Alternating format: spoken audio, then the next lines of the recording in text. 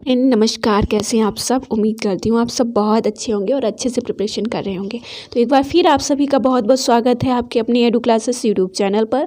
साथियों, आज का ये वीडियो उन सभी अभ्यर्थियों के लिए उपयोगी हो सकता है जो नेट CRF क्वालिफाई करना चाहते हैं, प्रिपरेशन कर रहे हैं, क्वालिफाई करना चाहते हैं।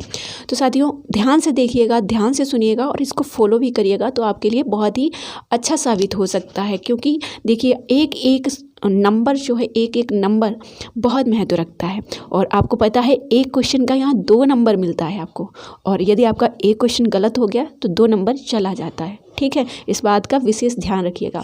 तो साथियों, इस वीडियो में हम बात करने जा रहे हैं कि विगत वर्ष के जो प्रश्न पत्र हैं वो हमारे लिए कितना महत्व रखते हैं। क्योंकि बहुत सारे अभ्यर्थी जो हैं इन चीज़ों को इग्नोर करते हैं कि PYMCQs इतने अच्छे नहीं आते हैं, उनको सॉल्व करने से कोई फ़ायदा नहीं है। मैं ही जब कई बार मैं क्लास को अपलोड करती हूँ तो कुछ विद्यार्थी हैं जिनके कमेंट आते हैं कि मैम विगत वर्ष के प्रश्न उतना महत्व नहीं रखते। साथियों देखिए, हम ही ये बात नहीं करते, जो हमारे प्रोफेसर हैं, जो हमारे सीनियर हैं, वो भी कहते हैं कि जो विगत वर्ष के प्रश्न पत्र हैं ना, यदि आप उन पर ही अच्छे से फोकस कर लेते हैं तो आप किसी भी परीक्षा को क्वालिफाई कर सकते हैं। हाँ, JRF की बात नहीं कर सकते हैं, JRF थोड़ा सा टफ है, हाई कट ऑफ जाती है, लेकिन हाँ, नेट आप निश्चित कर सकते हैं। ये मैं आपको 110% दावा कर सकती हूँ कि आप नेट क्वालिफाई कर सकते हैं विगत वर्षों के प्रश्न पत्र सॉल्व करके।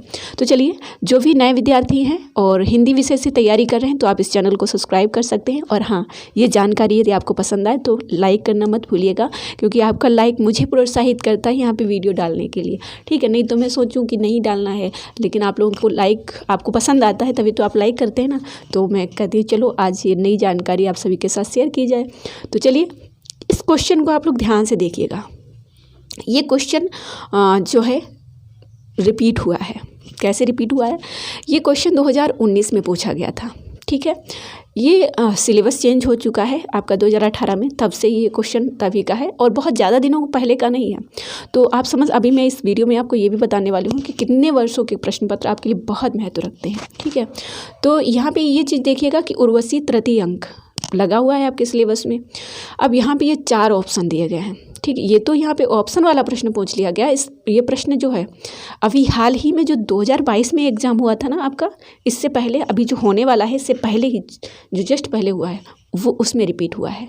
और सेम टू सेम, कोई भी उसमें कोई भी काट छाट नहीं की गई। लेकिन हाँ, ऑप्शन को ध्यान से पढ़िएगा, क्योंकि आपको पता होना चाहिए कि विगत वर्ष के जो प्रश्न पत्र हैं वो कैसे सॉल्व करना चाहिए। हमारे सीनियर बताते हैं कि हर एक ऑप्शन को ध्यान से देखिए, हर एक ऑप्शन को तैयार करिए।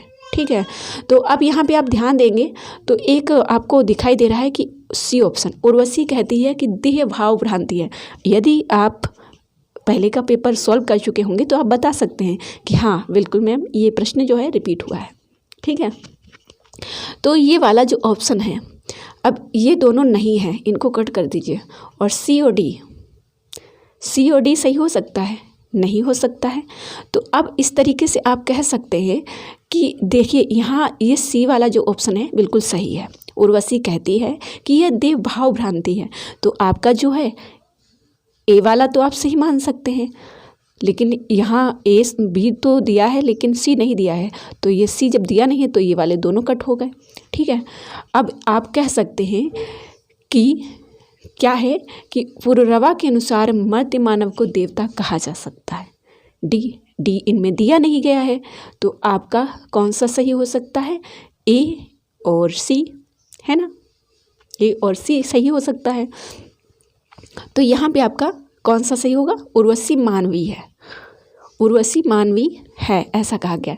यहाँ पे आपका सही होगा, शक्तिशाली और दूर पुरुष भी सुंदरियों के कटार से आहत हो जाते हैं। तो यहाँ A और C आपका सही जवाब हो जाएगा। ठीक है, क्योंकि आप ऑप्शन के अकॉर्डिंग देख सकते हैं। अब आगे बढ़ते हैं और यहाँ आप देखेंगे ये 2019 में प्रश्न पूछा गया और ये 2022 में प्रश्न पूछा गया, और सिंपल सा प्रश्न। वहाँ जो है थोड़ा ऑप्शन रखे थे, यहाँ देखेंगे कि यह देह भाव भ्रांति, यह कथन किसका है?